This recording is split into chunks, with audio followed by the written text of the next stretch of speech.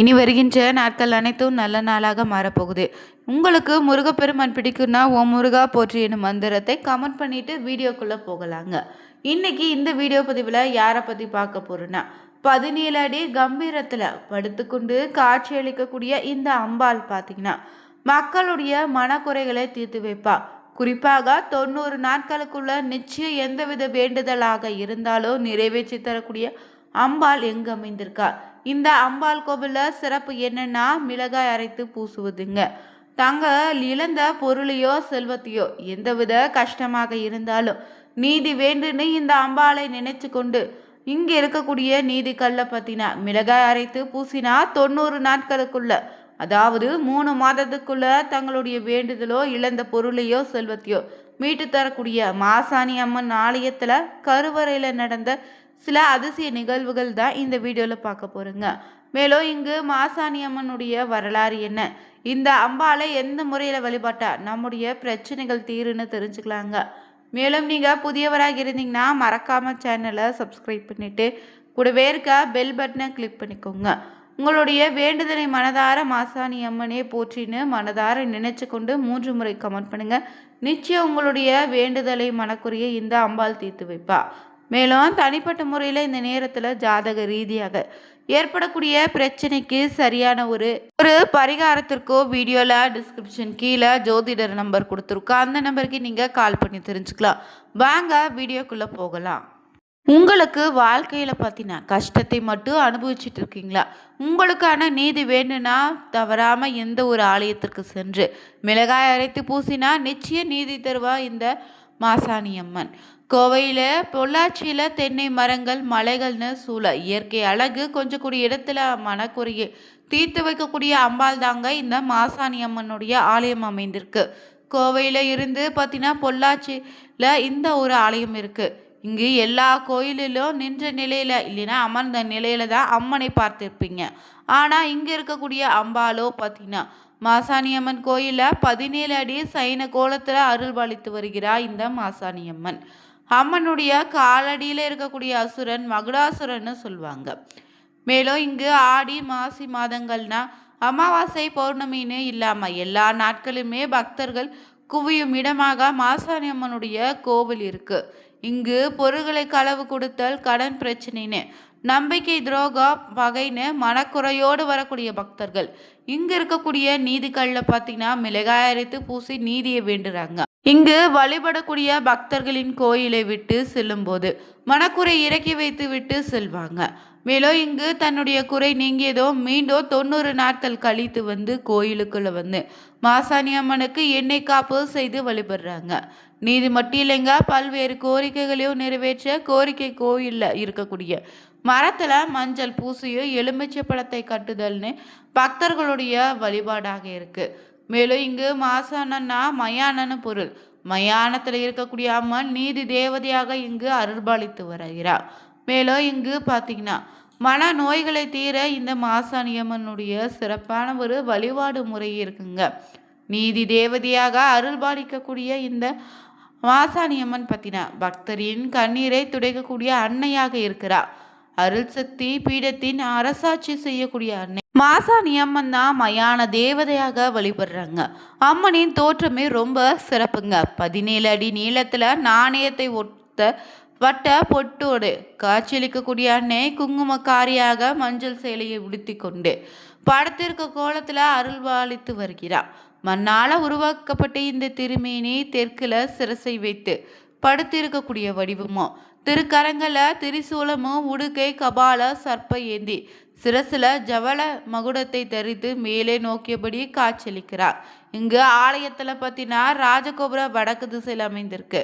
4 திக்குகளிலும் திருவாய்கள் அமைந்திருக்காங்க. ஒரு சமயம் விஸ்வாமித்திரர் முனிவர் பார்த்தீங்கன்னா சடகநாச்சி மலையில் ஒரு தவத்தை தொடங்க இருந்தபோது தடாகின்னு அரக்கியால தொல்லைக்கு ஆளாயிருக்காரு. அதனால ராமர் லட்சுமணர் உதவி நாடினாராம். ராமரோ மண்ணாலான மாசாணி அம்மனின் உருவத்தை உருவாக்கி அவ்வம்மனுக்கு பூஜை செய்து வந்தாங்க. அந்த மகாசக்தியின் துணை கொண்டு அரக்கியை அளித்தாரு. அதன் பிறகு அம்மனின் வடிவத்தை மயான தேவதையாக ஊரை காக்கும் காவல் தெய்வமாக விளங்கும்படி செய்து சபரிபீடம் சென்றாரா. அருள்மிகு இந்த மாசாணி அம்மனின் காலடியில் இருப்பவன் லவணசுரன்.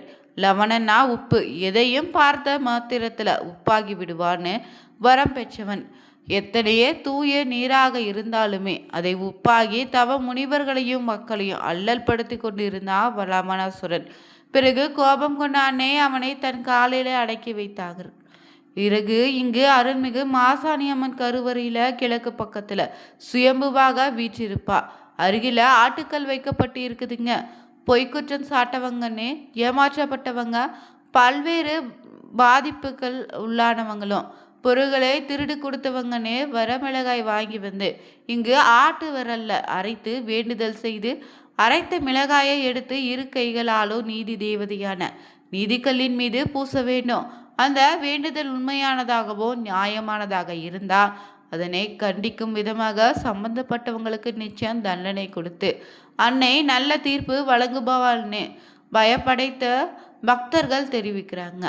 மேலும் இங்கு அப்படி அத்தனை பிரச்சனைகள் இருந்து மீண்டவங்க மிளகாய் அரைத்து பூசிய 90வது நாளில் அம்மனுக்கு நல்ல நில அபிஷேகம் செய்து வழிபடுறாங்க. மேலும் இங்குள்ள பேச்சியம்மன் சன்னதியில் பெண்கள் பார்த்தீங்கன்னா பெண்கள் சம்பந்தமான எந்தவித பிரச்சனையாக இருந்தாலும் பார்த்தீங்கன்னா வயிறு சம்பந்தமான நோயால் தீர பச்சிலை மருந்து உருண்டையும் அபிஷேக தீர்த்தமோ கொடுக்கப்படுதுங்க. மனநிலை பாதிக்கப்பட்டவங்கன்னு இங்கே தங்கி அற்புதமான லவண தீர்த்தத்தில் நீராடி காலை மாலைன்னு இரு நேரமும் அம்மனை வழிபாட்டு தெளிவு பெறாங்க. மேலும் குழந்தை பாக்கியம் இல்லாத தம்பதிகள் மேலும் இங்கு 5வது நாளிலிருந்து அம்மனை வேண்டி பச்சிலை மருந்து அபிஷேகமோ தீர்த்தமோ அறிந்து வந்தால் குழந்தை பேரு உண்டாகுவதாகவும் சொல்கிறாங்க. சிலர் கோரிக்கை சீட்டு எழுதி அம்மனின் கால்களில் சமர்ப்பிக்கிறாங்க. மேலும் இங்கு அம்பாளின் கோவில் ரொம்பவே பிரசித்தி பெற்ற விழானா பூக்குண்டம் இறங்கக்கூடிய திருவிழா தாங்க. ஒவ்வொரு வருடமும் இங்கு லட்சக்கணக்கான பக்தர்கள் பார்த்தீங்கன்னா இந்த தீமிதி திருவிழாவில் வந்து தங்களுடைய வேண்டுதலை செய்கிறாங்க. மேலும் இங்கு தை மாத அமாவாசை நாளில் கொடியேற்றி 18 நாட்கள் விழா ஒன்று கொண்டாடப்படுதுங்க. ஆலயத்தின் காவல் தெய்வமாக கும்ப முனீஸ்வரர் இருக்கிறாரு. தல விருட்சமாக வில்வ மரமும் தீர்த்தம் பார்த்தீங்கன்னா லவண தீர்த்தம் இருக்கு. அமாவாசை, வெள்ளி, செவ்வாய் ஆகிய நாட்கள்ல 24 மணி நேரமும் வழிபாடுகள் நடந்து கொண்டே இருக்குங்க. மேலும் இந்த அம்பாளுக்கு பார்த்தீங்கன்னா நிறைய கதைகள் சொல்லப்படுதுங்க. அதில் இந்த ஆனைமலை பகுதியை நன்னன்னு அரசன் ஆண்டு வந்தபோது ஒரு நாள் துறவி ஒருவர் மன்னனை சந்திக்க வந்திருக்காரு. மன்னனின் விருந்தோமல மகிழ்ந்த துறவி ஒரு மாங்கனி ஒன்றை அவருக்கு பரிசளித்திருக்காரு. மன்னா, இது தெய்வத்தன்மை வாய்ந்த கனி என குருநாதர் எனக்கு பரிசளித்தாரு. உன் உபசரிப்பால் மகிழ்வுற்ற நான் இதை உனக்கு தருகிறேன் சொல்லிட்டு இதை உண்ட பின் இதன் கொட்டையை ஆற்றல விட்டுவிடு, இல்லை என்றால் மிக பெரிய ஆபத்தாக முடியும்னு சொல்லியிருக்காங்க.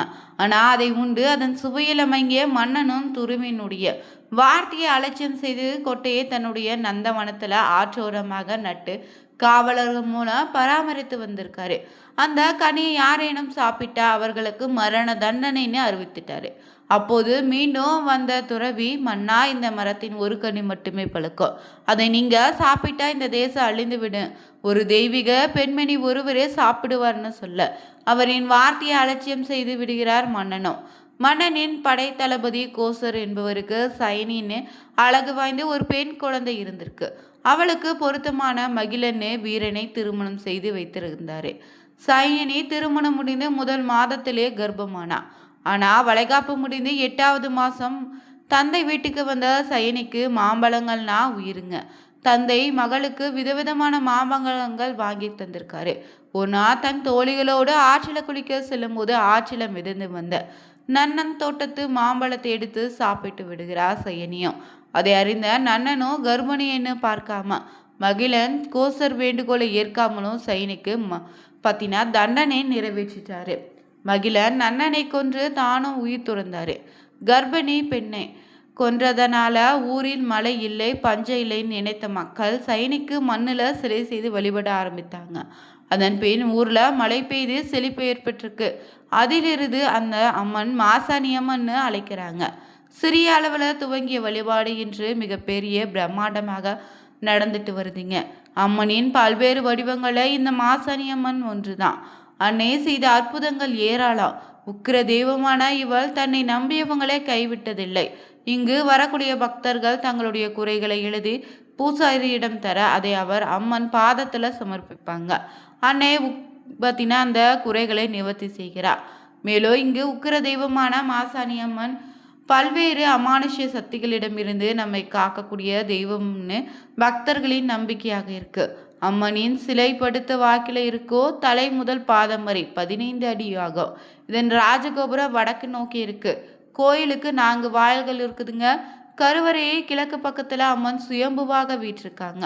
காவல் தெய்வமாக இங்கு கும்பு முனீஸ்வரர் அருள்பாலிக்குது. இந்த பதிவில் பார்த்தீங்கன்னா நம்முடைய குறைகளையும் வேண்டுதலையும் தீர்த்து வைக்கக்கூடிய மாசாணி அம்மனுடைய கோவிலை பற்றியும் தெரிஞ்சுக்கொண்டோம். இந்த அன்னையின் சிறப்புகளை தெரிஞ்சுக்கொண்டோம். இந்த வீடியோ பதிவு உங்களுக்கு பிடிச்சிருந்தா நீங்களும் மாசாணி தாயே போற்றி நீங்கள் இந்த கோவிலுக்கு சென்று வழிபட்டு இருந்தா என்ன மாதிரியான பலன்களை நீங்கள் பெற்றீங்கன்னு மறக்காமல் கமெண்ட் பண்ணுங்கள். புதியவராக இருந்தீங்கன்னா சேனலை சப்ஸ்கிரைப் பண்ணிக்கோங்க. Thank you viewers.